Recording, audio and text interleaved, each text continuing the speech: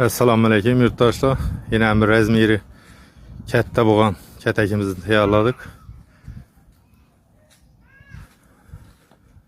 Buni tuxum qo'yadigan yerlarına deng ishlab berdik.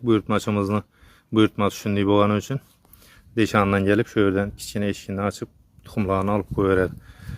Yem qo'yadiganlarni ichandan ishlab bering dedi. Ichandan ishladik. Setkilari har doimgidek sifatli materiallardan qo'llandik. Profiller ham 3-2'lik kalın profilden bo'ldi. Bunun razmerine geçsek, balandligi 1,5, enini ham 1,5, uzunluğu 3,5 metr bo'ldi.